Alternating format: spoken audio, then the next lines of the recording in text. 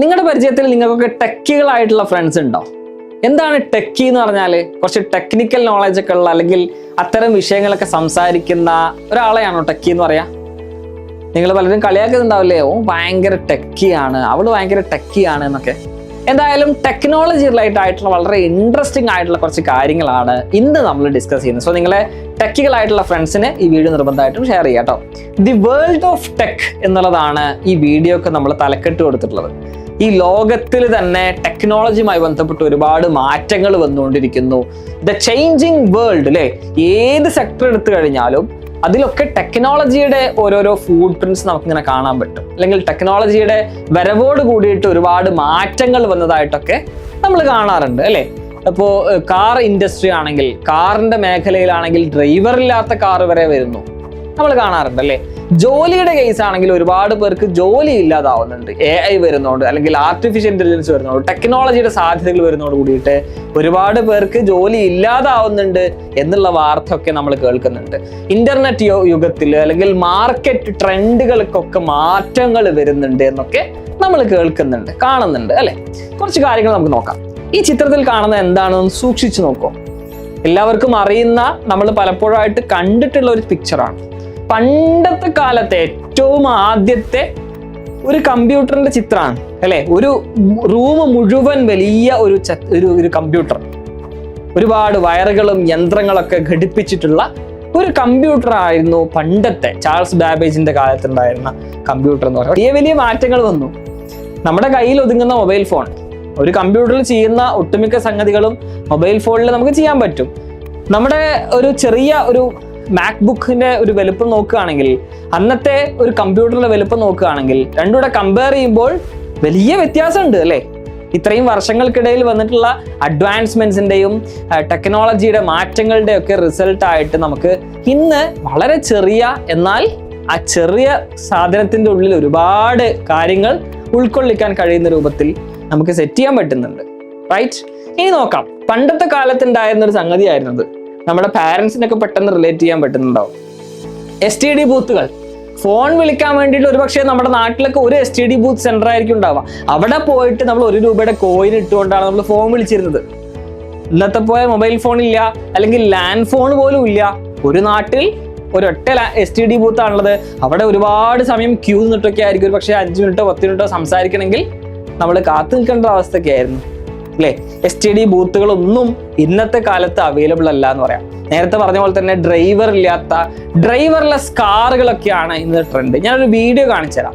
Video കണ്ടോളൂ. Here's my Waymo. I'm taking a self-driving car for the first time heading to the airport. Look at it go.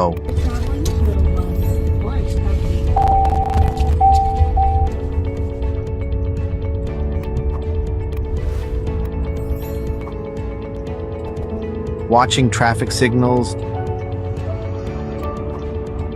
noticing other cars' turn indicators,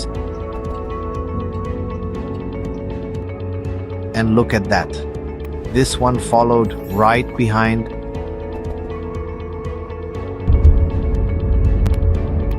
Really fascinating.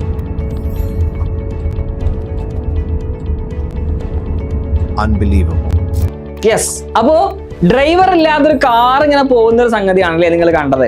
പണ്ടത്തെ പോലെ drivers ഒന്നും ഇനി വേണ്ട, അല്ലെങ്കിൽ ഇപ്പോ drivers ഒക്കെ ഒരുപാട് പേർക്ക് ജോലി നഷ്ടപ്പെടുന്നുണ്ട് എന്നൊക്കെ നമ്മൾ വാർത്തകളിൽ കേൾക്കുന്നുണ്ട്. അപ്പൊ ഇനിയുള്ള ഒരു ലോകത്ത് ഒരുപക്ഷെ നമുക്കൊരു കാർ വാങ്ങിയാൽ നമ്മൾ പോലും ഡ്രൈവ് ചെയ്യേണ്ട, നമുക്ക് റെസ്റ്റ് എടുത്ത് നിൽക്കാം, വണ്ടി അങ്ങനെ തന്നെ പോയിക്കോളും എന്നുള്ളൊരവസ്ഥയിലേക്കാണ് കാര്യങ്ങളൊക്കെ മുന്നോട്ട് പോകുന്നത്. ഡ്രൈവിംഗ് മാത്രമല്ല അല്ലെ, നമ്മുടെ വീട്ടിൽ ക്ലീൻ ചെയ്യാൻ വരെ ഇന്ന് റോബോട്ടുകളും അല്ലെങ്കിൽ ടെക്നോളജിയുടെ സാധ്യതകൾ ഉൾപ്പെടുത്തിയിട്ടുള്ള യന്ത്രങ്ങളും മെഷീനുകളൊക്കെ ആയി മാറിയിട്ടുണ്ട്. റൂം ക്ലീൻ ചെയ്യാനുള്ള സ്വൈപ്പിംഗ് മെഷീൻസും എല്ലാ സംഗതികളും ഇന്ന് യന്ത്രങ്ങളുടെ സഹായത്തോട് കൂടിയിട്ട് എല്ലാം ഓട്ടോമേറ്റ് ചെയ്യുന്ന ഒരവസ്ഥയിലേക്ക് നമ്മൾ പോവാണ്. കിച്ചണില് നമുക്ക് വേണ്ട സ്വാദിഷ്ടമായിട്ടുള്ള ഭക്ഷണം ഉണ്ടാക്കി തരാൻ വരെ റോബോട്ടുകളും യന്ത്രങ്ങളും ഒക്കെ വരികയാണ് എന്ന് പറയുമ്പോൾ എന്താ അല്ലേ നമ്മുടെ മാറ്റങ്ങളുടെ ഒരു ലോകത്തിന്റെ ഒരു മാറ്റം നമ്മൾ ആലോചിക്കുന്നതിലും ചിന്തിക്കുന്നതിലും അപ്പുറമാണ് എന്നുള്ള കാര്യത്തിൽ യാതൊരു സംശയവുമില്ല. അപ്പൊ എന്തായാലും ഒരുപാട് മാറ്റങ്ങൾ നമ്മുടെ ലോകത്ത് വന്നുകൊണ്ടിരിക്കുന്നുണ്ട്. നേരത്തെ പറഞ്ഞ പോലെ തന്നെ നമ്മുടെ ഒരുപാട് പേരുടെ ജോലി നഷ്ടപ്പെടുന്നുണ്ട്. ആർട്ടിഫിഷ്യൽ ഇന്റലിജൻസ് വന്നു, മനുഷ്യന്മാർ ചെയ്യുന്ന ഒരുപാട് പണികൾ യന്ത്രങ്ങളും അല്ലെങ്കിൽ AI-യും ടെക്നോളജി ഒക്കെ ചെയ്യുന്നുണ്ട്. പിന്നെന്തിനാ വെറുതെ ശമ്പളം കൊടുക്കുന്നത്? ഫയർഡ്, ആളുകളെ ഫയർ ചെയ്യുന്ന ഒരവസ്ഥയാണ്. പക്ഷേ ഇന്നത്തെ കാലത്ത്, ടെക്നോളജിയുടെ കാലത്ത്, AI-യുടെ കാലത്ത് നമുക്ക് പിടിച്ചു നിൽക്കാൻ, ഒരുപക്ഷെ നമ്മുടെ മക്കളൊക്കെ ഒരു ഗ്രാജുവേഷനൊക്കെ കഴിയുന്ന ഒരു 10 വർഷം കഴിഞ്ഞിട്ടുള്ള ലോകത്ത് നമ്മളൊന്ന് പോയി നോക്കുകയാണെങ്കിൽ ഇന്നത്തെ ടെക്നോളജിയുടെ ഒരു 10-20 ഇരട്ടി സാധ്യതകളും അഡ്വാൻസ്മെന്റ്സും വരുന്നൊരു കാലമായിരിക്കും. ആ കാലത്ത് നമ്മുടെ മക്കൾ കൃത്യമായിട്ടുള്ള കരിയറിൽ ഷൈൻ ചെയ്യണമെന്നുണ്ടെങ്കിൽ, നല്ലൊരു ജോലി കിട്ടണമെന്നുണ്ടെങ്കിൽ എന്തെല്ലാം സ്കില്ലുകൾ അവർക്ക് വേണ്ടി വരും എന്നുള്ള കാര്യം നമുക്കൊന്ന് ക്വിക്കായിട്ടൊന്ന് ഡിസ്കസ് ചെയ്ത് നോക്കാം. സോ 2030 ആകുന്ന സമയത്ത് നമ്മുടെ ഫ്യൂച്ചർ എന്തായിരിക്കും, നമ്മുടെ ജോബ് സെക്ടറിന്റെ എന്തൊക്കെ സ്കില്ലുകളായിരിക്കും വേണ്ടത് എന്നുള്ള കാര്യമൊക്കെയാണ് നമുക്ക് പറയാൻ പോകുന്നത്. So first one, problem solving, critical thinking, creativity, curiosity, management or communication, smart work, leadership skill, decision making. So demand for multidisciplinary skills. നമ്മുടെ മക്കൾക്കൊക്കെ ഇനി നമ്മൾ ശ്രദ്ധിക്കേണ്ട ഒരു ഏരിയ ഇതാണ്. മൾട്ടി ഡിസിപ്ലിനറി ആയിട്ടുള്ള സ്കില്ലുകൾ നമ്മുടെ മക്കൾക്ക് വേണം. ഒരു ക്രിയേറ്റീവ് ആയിട്ടുള്ള ആളായിരിക്കണം. അദ്ദേഹത്തിന് ഒരു പ്രോബ്ലം വന്നു കഴിഞ്ഞാൽ അത് സോൾവ് ചെയ്യാനുള്ള ഒരു ക്യൂരിയോസിറ്റി വേണം, അല്ലെങ്കിൽ സോൾവ് ചെയ്യാനുള്ള ഒരു ക്യൂരിയോസിറ്റി വേണം. ഒരു പുതിയ ഒരു സംഗതി വന്നാൽ അത് പഠിക്കാനുള്ള ഒരു ക്യൂരിയോസിറ്റി വേണം. ഒരു സംഗതിയിൽ നമ്മൾ സ്റ്റക്കായി നിൽക്കുമ്പോൾ അത് ഡിസിഷൻ എടുക്കാനുള്ള ഡിസിഷൻ മേക്കിംഗ് പവർ നമുക്ക് വേണം. ഒരു ലീഡർഷിപ്പ് പവർ വേണം. ഒരു ടീമിനെ ലീഡ് ചെയ്യാനുള്ള ഒരു മാനേജ്മെന്റ്, ഒരു കമ്മ്യൂണിക്കേഷൻ സ്കില്ല് അവർക്ക് വേണ്ടതുണ്ട്. അതുപോലെ തന്നെ സ്മാർട്ട് വർക്ക് ആയിട്ടുള്ള ഒരു സംഗതി ലീഡ് ചെയ്യാനും അത് എളുപ്പത്തിൽ ചെയ്തു തീർക്കാനും ഒരു ടാസ്ക് കംപ്ലീറ്റ് ചെയ്യാനൊക്കെ ഹാർഡ് വർക്കിനൊപ്പം തന്നെ സ്മാർട്ട് വർക്കിംഗ് ആയിട്ടുള്ള ഒരാളായിട്ട് നമ്മുടെ കുട്ടികളൊക്കെ വളർത്തിക്കൊണ്ടുവരണം. അപ്പൊ അതിന് നമ്മൾ എന്ത് ചെയ്യണം? ആസ് എ പാരന്റ് നമ്മൾ എന്താണ് അതിന് ഈ ഒരു സമയത്ത് നമ്മൾ ചെയ്യേണ്ടത് എന്നുള്ള കാര്യം നമുക്ക് നോക്കാം, അല്ലെ?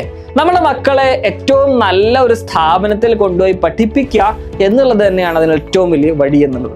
അപ്പൊ നമുക്ക് എടുത്ത് നോക്കുകയാണെങ്കിൽ ഓൺട്രപ്രണേഴ്സ് ആയിട്ടുള്ള ആളുകൾ, അവര് കൂടുതൽ പേരും ഇന്ത്യയിലെ ഏറ്റവും പ്രധാനപ്പെട്ട പ്രീമിയർ സ്ഥാപനങ്ങളിൽ നിന്ന് പഠിച്ചിറങ്ങിയിട്ടുള്ള ആളുകളാണ്, റൈറ്റ് അല്ലെ? IIT പോലെയുള്ള ഏറ്റവും പ്രധാനപ്പെട്ട എഞ്ചിനീയറിംഗ് ക്യാമ്പസിൽ നിന്ന് പാസ് ഔട്ട് ആയിട്ടുള്ള ആളുകളാണ് ഓൺട്രപ്രണേഴ്സ് രംഗത്ത് വരുന്നത്. ഇനി എഞ്ചിനീയറിംഗ് ആയിക്കോട്ടെ, മെഡിക്കൽ ആയിക്കോട്ടെ, മറ്റേത് മേഖല ആയിക്കോട്ടെ, ഏത് മേഖലയിലും ഏത് ഇൻഡസ്ട്രിയിലും ഷൈൻ ചെയ്യുന്നത് അതിലേറ്റവും സ്മാർട്ട് ആയിട്ടുള്ള, അതിലേറ്റവും ബ്രില്യൻ്റ് ആയിട്ടുള്ള, ജീനിയസ് ആയിട്ടുള്ള ആളുകളാണ്. അവരൊക്കെ പഠിച്ചിറങ്ങുന്നത് ആ ഒരു കോഴ്സ് കിട്ടാവുന്ന ഏറ്റവും ബെസ്റ്റ് ഇൻസ്റ്റിറ്റ്യൂട്ടിൽ നിന്നാണ്. നമ്മുടെ ഒരു ലക്ഷ്യം തന്നെ ആവട്ടെ, നമ്മുടെ മക്കൾക്ക് ഏത് വിഷയമാണോ താല്പര്യം, സിവിൽ സർവന്റ് ആവണം എന്ന് വിചാരിക്കുക. നമ്മുടെ മക്കൾക്ക് സിവിൽ സർവന്റ് ആവണം, ഏതെങ്കിലും ഡിഗ്രി മതി. പക്ഷെ നമ്മൾ ചൂസ് ചെയ്യുക ഏതെങ്കിലും ഡിഗ്രി മതിയല്ലോ, എന്താ നാട്ടിൽ ഏതെങ്കിലും കോഴ്സ് പഠിച്ചോട്ടെ എന്നല്ല. ഇന്ത്യയിലെ ഏറ്റവും ബെസ്റ്റ് കോഴ്സ് കിട്ടുന്ന, ആ കോഴ്സ് കിട്ടുന്ന സ്ഥാപനം ഏതാണോ അവിടെ പോയി പഠിക്കട്ടെ കുട്ടികൾ. അവിടെ കിട്ടുന്ന എക്സ്പോഷറും, അവിടെ കിട്ടുന്ന ആംബിയൻസും, അവിടെ കിട്ടുന്ന ഫ്രണ്ട്ഷിപ്പും, അവിടെ കിട്ടുന്ന സ്റ്റഡി സർക്കിളും അറ്റ്മോസ്ഫിയറും ഒക്കെ അവരുടെ പഠനത്തെ തീർച്ചയായിട്ടും ബാധിക്കുന്നുണ്ട്. അവിടെ കിട്ടുന്ന സംഗതികൾ എന്തൊക്കെയാണ് നമുക്ക് നോക്കാം. IIT മദ്രാസിന്റെ ഒരു പിക്ചറാണ് ഞാൻ കാണിക്കുന്നത്. ഞാൻ കുറച്ച് ക്യാമ്പസുകൾ പറഞ്ഞുകൊണ്ട് നമുക്ക് ആ ഒരു ഏരിയയിൽ പ്രവേശിക്കാം. IIT മദ്രാസിന്റെ ഒരു പിക്ചർ ഉണ്ട്. അതുപോലെ തന്നെ NIT കാലിക്കറ്റിന്റെ ഒരു പിക്ചർ നിങ്ങൾക്ക് ചിത്രത്തിൽ കാണാം. ഒക്കെ ഗൂഗിൾ ചെയ്താലും കിട്ടാവുന്നതാണ്. ഐസർ, സയൻസ് മേഖലയിൽ ഏറ്റവും റിസർച്ച് ഓറിയന്റഡ് ആയിട്ട് പോകണം താല്പര്യമുള്ളവർക്കാണ് ഐസർ ഉള്ളത്. എയിംസ് ഉണ്ട്. വെറും 6000 രൂപക്ക് നിങ്ങളുടെ മക്കളെ ഡോക്ടറാക്കാൻ കഴിയും. ഇന്ത്യയിലെ ഏറ്റവും നമ്പർ 1 മെഡിക്കൽ കോളേജുകളാണ് എയിംസ് എന്നുള്ളത്. ആൻഡ് IIST, നിങ്ങളുടെ മക്കളെ ISROയിലോ അല്ലെങ്കിൽ സ്പേസ് സയൻസ് റിലേറ്റഡ് ആയിട്ടുള്ള, സ്പേസ് ടെക്നോളജി റിലേറ്റഡ് ആയിട്ടുള്ള കാര്യങ്ങളാണ് താല്പര്യമുണ്ടെങ്കിൽ IIST is the best option. ഏഷ്യയിലെ IIST ക്യാമ്പസ്, ഏഷ്യയിൽ തന്നെ സ്പേസ് ടെക്നോളജിക്ക് ആയിട്ടുള്ള ഒറ്റ ക്യാമ്പസ് ആണ് നമ്മുടെ കേരളത്തിലുള്ള തിരുവനന്തപുരത്തുള്ള IIST ക്യാമ്പസ് ആണ്. ISI, മാത്സ് ഇഷ്ടമാണ്, സ്റ്റാറ്റിസ്റ്റിക്സ് ഇഷ്ടമാണെന്നുണ്ടെങ്കിൽ ഇന്ത്യൻ സ്റ്റാറ്റിസ്റ്റിക്കൽ ഇൻസ്റ്റിറ്റ്യൂട്ട് ഉണ്ട്. വിവിധ റീജിയൻസ് ആയിട്ട് ഇന്ത്യയിൽ സ്ഥാപിക്കപ്പെട്ടിട്ടുണ്ട്. അപ്പൊ ഇവിടെയൊക്കെ പഠിച്ചാലുള്ള ഗുണം എന്താണെന്ന് ചോദിച്ചാൽ ഈ പറയുന്ന കാര്യങ്ങളാണ്. അക്കാഡമിക് എക്സ്പോഷർ, നല്ല അക്കാഡമിക്സ് കിട്ടും. ആവശ്യം ഇൻഫ്രാസ്ട്രക്ചർ, നല്ല ഇൻഫ്രാസ്ട്രക്ചർ ഫെസിലിറ്റീസ് നമുക്ക് അവിടെ അവൈലബിൾ ആണ്. അമേസിങ് ക്യാമ്പസ്, അവിടുത്തെ ക്യാമ്പസ് തന്നെ വളരെ വിശാലമായിട്ടുള്ള ഏക്കർ കണക്കിനായിട്ടുള്ള ക്യാമ്പസ് ഫെസിലിറ്റീസ് ഉണ്ട്. ആൻഡ് എല്ലാത്തിനേക്കാളും ഉപരി അലുമിനി നെറ്റ്വർക്ക്, നമുക്ക് നല്ലൊരു അലുമിനി നെറ്റ്വർക്ക്, ഒരു കണക്ഷൻ അവിടെ നിന്ന് കിട്ടുന്നുണ്ട്. നമ്മുടെ അവിടെ പഠിച്ചിറങ്ങിയിട്ടുള്ള അലുമിനീസ് ആണ് പക്ഷേ ഏതെങ്കിലും വലിയ ടീമുകൾ ലീഡ് ചെയ്യുന്നുണ്ടാവുക, പുതിയ സ്റ്റാർട്ടപ്സുകൾ ബിൽഡ് ചെയ്യുന്നുണ്ടാവുക. അവിടെയൊക്കെ അവർക്ക് പുതിയ ടാലൻസിന് ആവശ്യമുണ്ട്. സ്വാഭാവികമായിട്ടും നമ്മുടെ ടാലൻസ് അവർക്ക് ഇംപ്രസ് ചെയ്യാൻ അവർ ഇംപ്രസ് ചെയ്യാൻ കഴിയുകയാണെങ്കിൽ നമുക്കും അവരുടെ താഴെ അല്ലെങ്കിൽ അവരുടെ കീഴിൽ അവരുടെ ടീമിൽ ഒരു അംഗമാകാനുള്ള സാധ്യതകളൊക്കെ കൂടുതലാണ്. അലുമിനി നെറ്റ്വർക്ക് എന്നുള്ളതും നമ്മുടെ കിട്ടാവുന്ന നല്ലൊരു ആംബിയൻസും ഒരു സ്റ്റഡി അറ്റ്മോസ്ഫിയർ എൻവയോൺമെന്റ് ഒക്കെ സ്ഥാപിക്കുക എന്നുള്ളതൊക്കെ വളരെ വളരെ നമ്മുടെ കരിയറിൽ നമുക്ക് കിട്ടാവുന്ന നല്ല നല്ല കാര്യങ്ങളാണ് എന്നുള്ള കാര്യം കൂടെ നമ്മൾ ഓർക്കുക. സോ നമ്മുടെ മക്കളുടെ നെക്സ്റ്റ് ആയിട്ടുള്ള ഒരു ടാർഗറ്റ് പോയിന്റ് നമ്മൾ സെറ്റ് ചെയ്യേണ്ടത് ഏറ്റവും നല്ല ഇൻസ്റ്റിറ്റ്യൂട്ടിൽ അവരെ പ്ലേസ് ചെയ്യുക എന്നുള്ളതാണ്. ഹൈസ്കൂളിലോ UP ക്ലാസ്സിലൊക്കെ പഠിക്കുന്ന കുട്ടികളാവും നമുക്ക് ഉണ്ടാവും അല്ലെ, 5th-ലോ 6th-ലോ 7th-ലൊക്കെ പഠിക്കുന്ന നമ്മുടെ കുട്ടികൾ ഇപ്പൊ തന്നെ അതിനുള്ള പ്രിപ്പറേഷൻസ് അവർക്ക് കൊടുത്തുകൊണ്ടിരിക്കുക. നമ്മുടെ എക്സാം വേലെങ്കിലും ചെയ്തുകൊണ്ടിരിക്കുന്നത് തന്നെയാണ്. ചെറിയ ക്ലാസ് മുതൽ അവർക്ക് കൃത്യമായിട്ടുള്ള ഫൗണ്ടേഷൻ സെറ്റ് ചെയ്തുകൊണ്ട് അവർ പഠിക്കുന്ന സ്കൂൾ പഠനത്തോടൊപ്പം തന്നെ അഡ്വാൻസ് മെറ്റീരിയൽസും അവർക്ക് കോമ്പറ്റേറ്റീവ് എക്സാംസിന് ഏതൊക്കെ ടൈപ്പ് ക്വസ്റ്റ്യൻസ് വരും അതിലുള്ള ഗൈഡൻസ് ഒക്കെ കൊടുത്തുകൊണ്ട് ഫ്യൂച്ചറിലുള്ള മെയിൻ ഇമ്പോർട്ടൻറ്റ് കോമ്പറ്റേറ്റീവ് എക്സാംസിന് അവർ പ്രിപ്പയർ ചെയ്യിക്കുക എന്നുള്ളതാണ് നമ്മളൊക്കെ ലക്ഷ്യം വെക്കുന്നത്. സോ പാരൻസ്, നമ്മുടെ മക്കളുടെ ലക്ഷ്യസ്ഥാനം എന്നുള്ളത് ഇന്ത്യയിലെ അല്ലെങ്കിൽ എവിടെയാണെങ്കിലും പ്രീമിയർ ഇൻസ്റ്റിറ്റ്യൂട്ടിൽ അവർ എത്തിക്കുക, ഏറ്റവും പ്രധാനപ്പെട്ട ക്യാമ്പസുകളിൽ അവർ പഠിക്കട്ടെ എന്നുള്ള ഒരു ദൃഢ നിശ്ചയത്തോടു കൂടിയിട്ട് നമ്മുടെ മക്കളെ കൃത്യമായിട്ട് ഗൈഡ് ചെയ്യുക. എല്ലാവർക്കും നല്ലൊരു ഭാവി ആശംസിക്കുന്നു. Thank you.